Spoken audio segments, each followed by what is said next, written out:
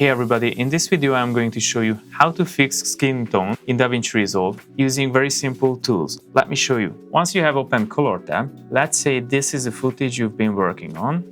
And let's go to the end. And there is a check note here. I use a qualifier for selecting skin tone. And then I'm using the vector scope to see if the skin color is actually aligned on the curve. Let me just show you what I mean by that. Usually I do waveform for exposures and whatever, and then you select vector scope for white balancing and skin tones. Under the vector scope here, there is a skin tone indicator. You can turn this on and off. I recommend you to turn this on so you can see if the skin tone is on this indicator or not. In this case, you can see the skin tone is a little bit on the left side. Just to make sure we don't get mixed up with other colors, I will press Shift-H and then I click on the qualifier and I will select the skin tone only. If I click on the shadow side, it will select pretty much everything. So I will just stay right now on the brighter side of the skin tone.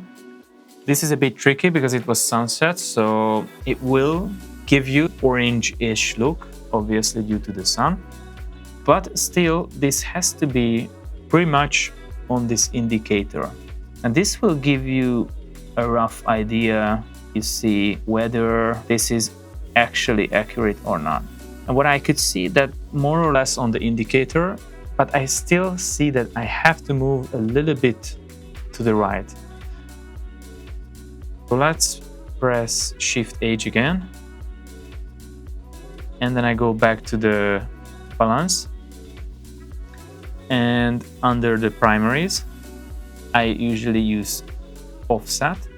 Because with offset, I can just move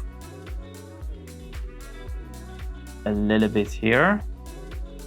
Now I feel like this is very orange, which is okay for a sunset. But if I feel like if it's a little bit too much, I can a little bit lower it. It depends on if I want to keep the sunset vibe or I want to cool it a little bit. It's still a possibility. I would probably have it somewhere around -150 with this footage. So I would most likely to make it a little bit cooler. This was the original one. This is too warm, obviously. And now I think you get a much better, much more natural color. Now let's go back to the qualifier on my check node, press Shift-H again, and then let's select the skin. Okay, let's select this part of the skin. And I can already see that this is much more closer or much more aligned on the indicator right now. So it's not just even to my eyes, I can see the skin colors are more accurate, but also it's more aligned on the indicator. Now I can further tweak this image, and basically what I do is just I go back and forth, and I always use the checker at the very end, just after applying the LUT, because the LUT itself is changing the image. I would do a color balance or white balance fix before applying the LUT, then I would apply the LUT, and then I would check the skin tone again, do a white balance correction at that point, and then I would just go back and forth. Let's see another option here. I have my footage. Okay, let's select this one. I have my node tree here. You can see everything is towards the green. Press Shift-H, and then with the qualifier, I would select the skin tone. You can just move it around and then select as much as possible.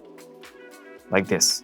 You can see the actual skin color is a little bit underneath. So it's not really, it's touching it, but it's not on the skin indicator.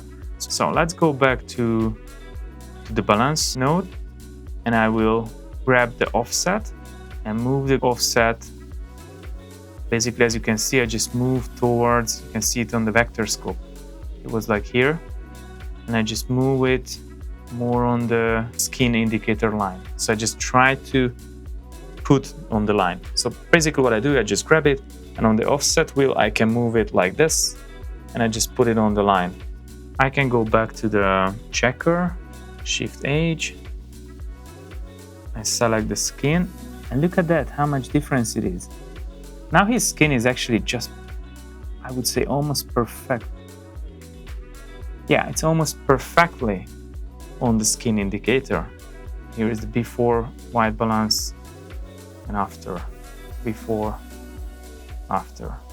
All right, that's it for today's video. I hope this was useful for you. This simple tool doesn't require DaVinci Resolve Studio, so it's easy to use for everyone. Thank you for watching, and see you in the next one.